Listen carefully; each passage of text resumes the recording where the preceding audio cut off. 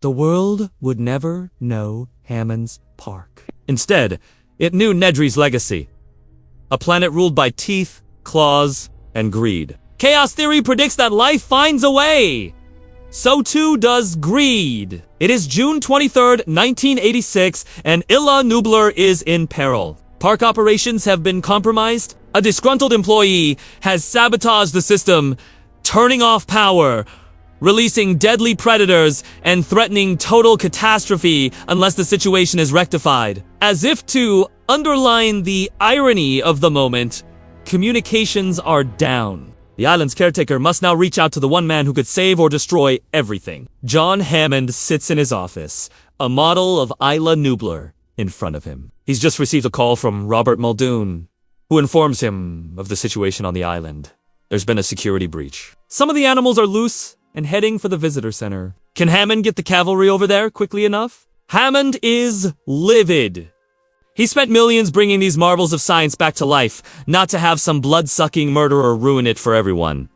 Hammond pulls up his phone and dials an extension. He wants to speak to Donald Gennaro, the lawyer who negotiated the terms with the board of directors. Hammond needs someone who can smooth things over with those penny-pinching, gutless wonders and secure the funding to fix this mess. When he gets through, Gennaro is less than pleased. This wasn't the first time he'd been called in to clean up Hammond's messes. It seemed like just last week he'd been negotiating with the SEC over some accounting irregularities. And now here he was again, negotiating with the media to cover up yet another corporate embarrassment. Just what kind of idiot would want to work for this clown? Gennaro growls at the other end of the line, demanding to know exactly how much damage has been done. How many people are dead?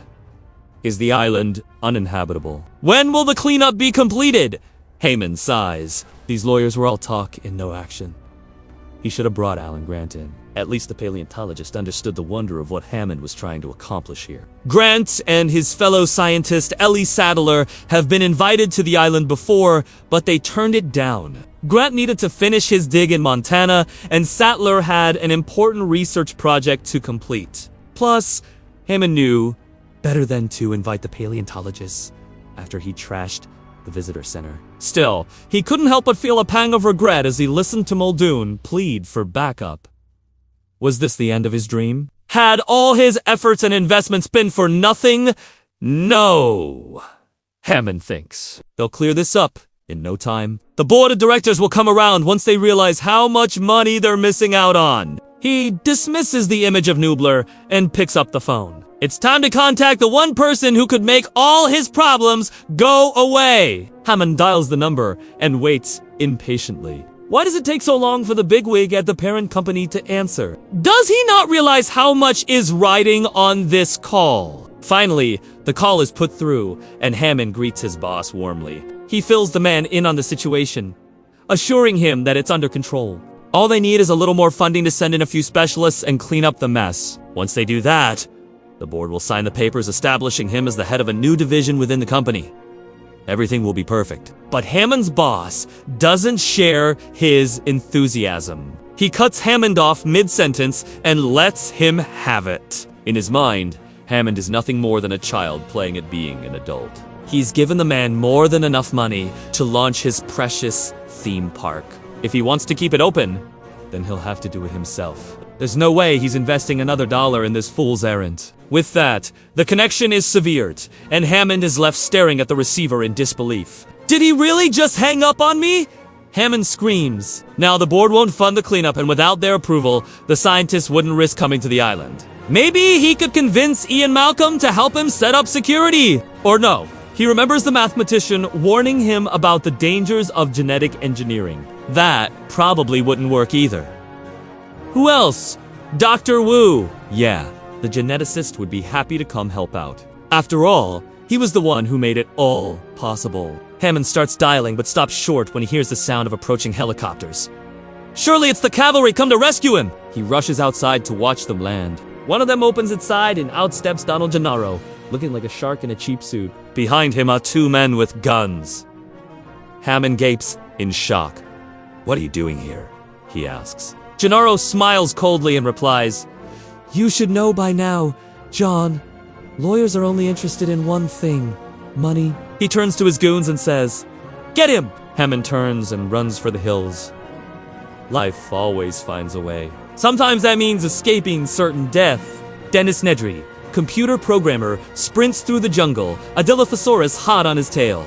But the animal's attention is diverted by a sudden flash of lightning. Nedry uses the opportunity to scramble into his jeep and drive like a madman towards the docks. He makes it to the waiting ship just as another bolt of lightning strikes, knocking him unconscious. Nedry wakes up in a luxurious suite on the supply ship. His head pounds, and his mouth is dry, but he feels fine otherwise. He dresses and goes out onto the deck to watch Isla Nublar recede into the distance. From this vantage point, it looks like any other tropical island.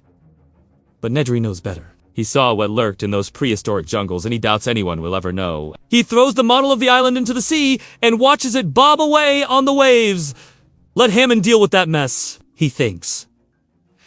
Now it's time to focus on his own future. Nedry contacts the buyer of the dinosaur embryos and arranges to meet them at a remote airstrip. He watches as a pair of transport planes touch down and disembarks his buyers, shadowy figures with briefcases full of cash. Nedry smiles, hands them the canisters, and pockets the money. It's only after they leave that he realizes he might have just started something he in control. Years pass, and Nedry's nightmares catch up with him. Governments, warlords, and corporations unleash packs of killer raptors on their enemies. Small groups of investors auction off baby triceratops as status symbols for the old, and mad scientists in Black Sight's clone even more monstrous hybrids. It seems like Hammond's worst fears have come true. Nedry hides away in a safe house, counting his money and staying out of the public eye.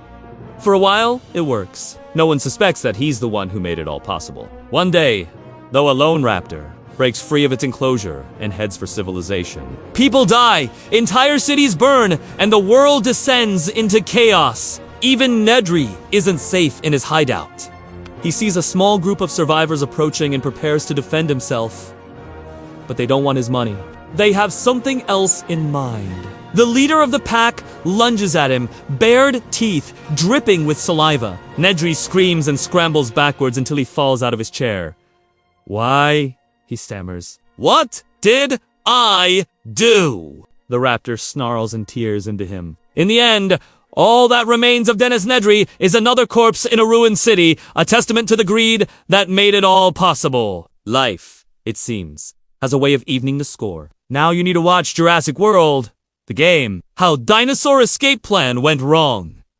Or check out what really happened to the dinosaurs.